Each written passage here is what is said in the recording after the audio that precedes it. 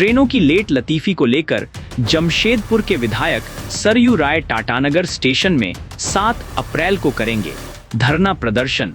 DRM ने विधायक से मुलाकात कर आंदोलन को टालने का किया प्रयास। चक्रधरपुर रेल मंडल इन दिनों सिर्फ एक रेल मंडल नहीं बल्कि सिस्टम की सुस्ती का आईना बन चुका है। ट्रेनों की लटलतीफी अब इस रेल मंडल में अपवाद नहीं बल्कि रोज की कहानी बन गई है। रेल मंडल में कहीं 5 घंटे तो कहीं 20 घंटे की देरी तक ट्रेनें चल रही हैं। लेट चल रही ट्रेनों के कारण कोई नौकरी खो रहा है, कोई पढ़ाई और परीक्षा खो रहा है तो कोई इलाज का मौका भी गंवा रहा है।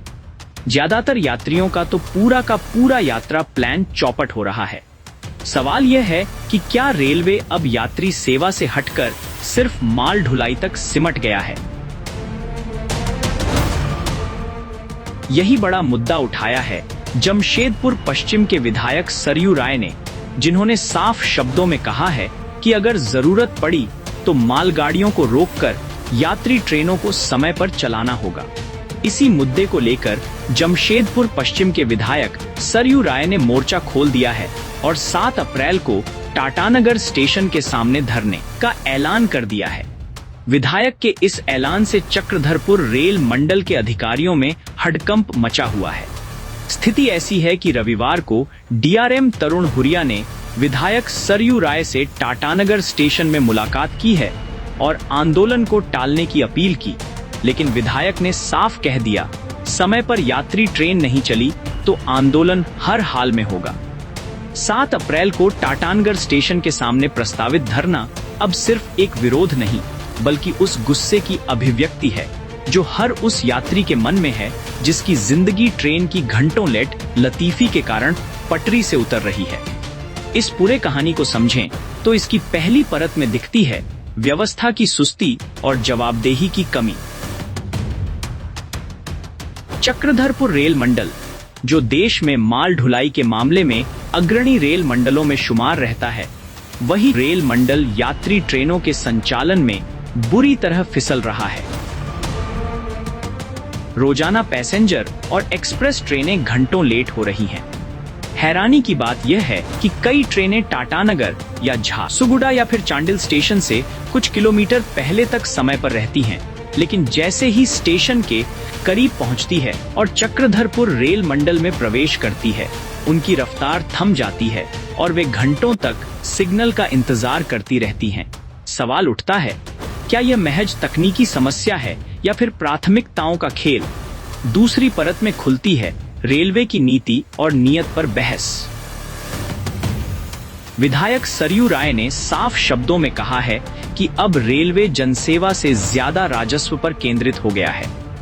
उनका आरोप है कि ज्यादा कमाई के लालच में मालगाड़ियों को प्राथमिकता दी जा रही है और यात्री ट्रेनों को घंटों खड़ा रखा जाता है। उन्होंने यहाँ तक कह दिया कि जो भारतीय संस्कृति में व्यापारी शुभ लाभ कहकर व्यापार करते हैं, वहीं भारतीय रेल अब शुभ लाभ की जगह अब लोभ लाभ हावी हो गया है। क्या वाकई भारतीय रेलवे का फोकस बदल गया है? क्या आम यात्री अब सिस्टम की प्राथमिकता में नहीं है? तीसरी परत में आता है रेलवे प्रशासन का पक्ष। चक्रधरपुर रेल मंडल के डीआरएम तरुण हुरिया ने माना है कि कुछ तकनीकी और परिचालन कारणों से ट्रेनें लेट हो रही हैं। उन्होंने भरोसा दिलाया कि समस्याओं को दूर करने की दिशा में काम चल रहा है और जल्द सुधार देखने को मिलेगा। लेकिन बड़ा सवाल यह है कि ये तकनीकी कारण आखिर कब तक यात्रियों के धैर्य की परीक्षा लेते रहेंगे? क्या इन समस्याओं का कोई ठोस टाइमलाइन है या फिर यह सिर्फ आश्वासन तक सीमित रहेगा? अब चौथी और सबसे अहम परत, इस लटलतीफी का सीधा असर आम लोगों पर हो रहा है। यह सिर्फ ट्रेन के देर से आने का मामला नहीं है, बल्कि हजारों जिंदगियों पर पड़ने वाला असर है। मजदूर रोजगार खो रहे हैं क्योंकि वे समय पर काम पर नहीं पहुंच पाते। छात्र अपनी परीक्षाएं और क्लासेस मिस कर रहे हैं। मरीज अस्पताल और डॉक्टर तक नहीं पहुंच पा रहे हैं। और आम यात्रियों की पूरी यात्रा योजना चौपट हो रही है। कई मामलों में लोग घंटों नहीं बल्कि 10 से 20 घंटे तक इंतजार करने को मजबूर हैं। यह स्थिति केवल असुविधा नहीं बल्कि मानसिक और आर्थिक उत्पीड़न की श्रेणी में भी आती है। पांचवीं परत, आंदोलन और बढ़ता जनाक्रोश। 7 अप्रैल को प्रस्तावित धरना अब केवल एक विरोध प्रदर्शन नहीं बल्कि एक बड़े जन आंदोलन का संकेत बन चुका है। सरयू राय ने इसे राजनीतिक रंग देने से इनकार करते हुए सभी दलों और आम जनता से समर्थन की अपील की है। उनका कहना है कि जब तक ट्रेनों की लेटलतीफी पर लगाम नहीं लगती, यह जनता का आंदोलन जारी रहेगा। रेलवे को विधायक सरयू राय ने स्पष्ट रूप से संदेश दे दिया गया है कि या तो अब व्यवस्था सुधरेगी या फिर विरोध और तेज होगा। कुल मिलाकर चक्रधरपुर रेल मंडल में सिर्फ ट्रेनों की देरी की कहानी नहीं बल्कि सिस्टम की प्राथमिकताओं की परीक्षा है। अगर रेलवे आम यात्रियों की परेशानी को गंभीरता से नहीं लेता तो आंदोलन के लिए मजबूर किए जा रहे जनता का गुस्सा और तेज होगा। अब आखिर में सवाल सीधा है, क्या रेलवे मुनाफे की पटरी पर दौड़ता रहेगा या फिर यात्रियों की उम्मीदों को भी अपनी रफ्तार में शामिल करेगा?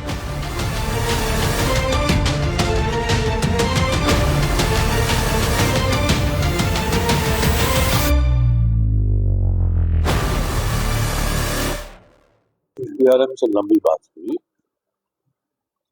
डीआरएम साहब अपने क्षेत्र में रेलवे का हम कितना विकास कर रहे हैं और ये विकास हो जाएगा तो समस्याएं सुलझ जाएंगी।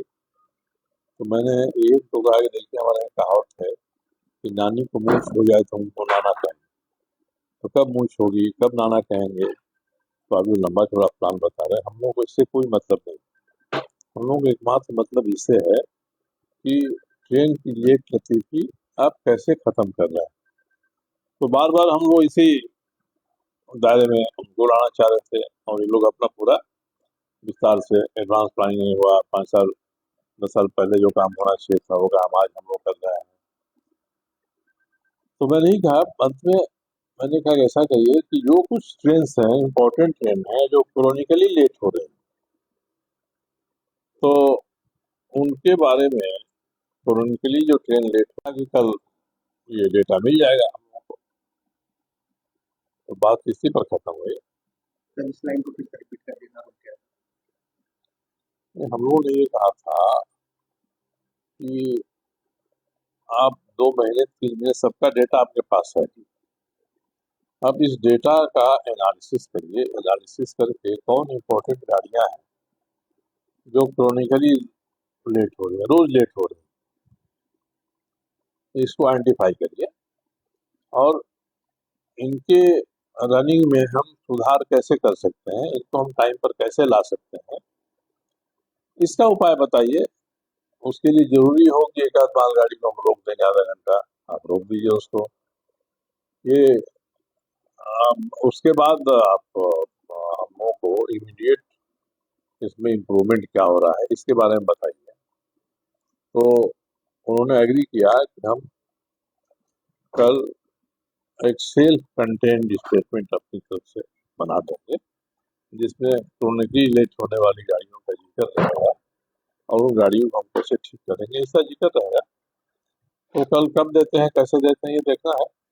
तो बात हम लोगों की इसी पर खत्म हुई कि वो एक डेटा एनालिसिस हम लोगों को गाड़ियों के लेट होने के बारे में दे देंगे और जो गाड़ियां लेट हो रही हैं उनके टाइमिंग में, पंक्चुअलिटी में हम कैसे सुधार करेंगे, इतनी बात। और 7 तारीख को जो धरना प्रदर्शन तो वो धरना तो रहेगा।